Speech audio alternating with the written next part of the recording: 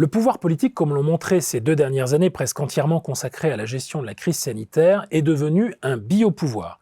C'est le philosophe Michel Foucault, dans ses cours du Collège de France à la fin des années 70, qui en avait fait la remarque, la vie devenant la première affaire du gouvernement.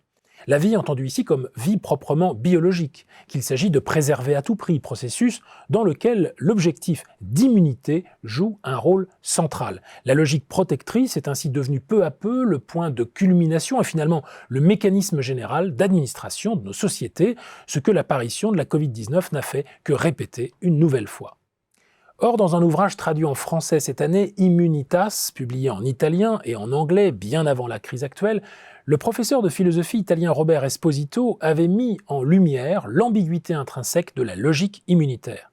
S'immuniser en effet consiste à s'inoculer une quantité de virus minimum pour stimuler la formation d'anticorps susceptibles de bloquer le développement de la maladie à son stade primitif.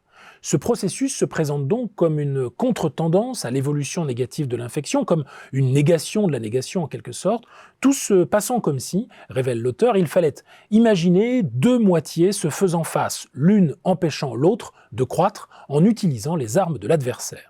Car c'est bien sur le mode militaire qu'il faut se représenter la chose.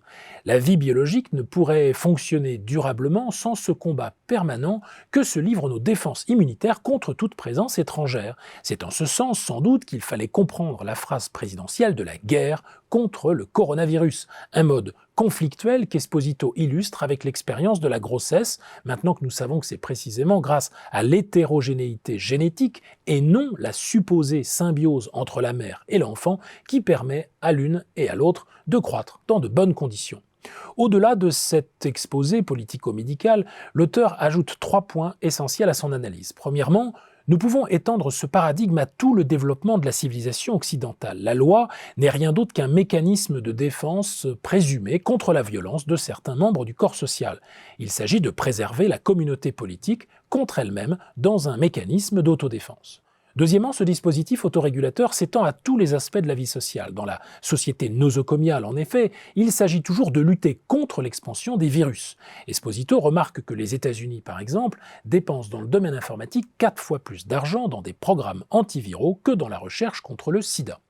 Troisièmement, l'auteur nous avertit des rapports dialectiques pour le moins indécis entre immunité d'un côté et communauté de l'autre, signalant par là que le risque induit par l'immunité, par l'inoculation d'un mal mineur en quelque sorte, est ce qui permet à la communauté de faire barrage à sa propre extinction.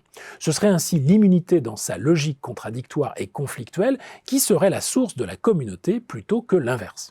Avec l'immunité, concept négatif qui paraît nécessaire à la communauté, nous avons là une notion importante à considérer pour les organisations toujours confrontées au risque de disparaître. L'immunité organisationnelle induit donc, premier point, de laisser la place à la libre expression des désaccords et à un souci d'ouverture à la possibilité du conflit, sachant que la résolution des dissensions constitue une thérapeutique qui conditionne ces possibilités de survie.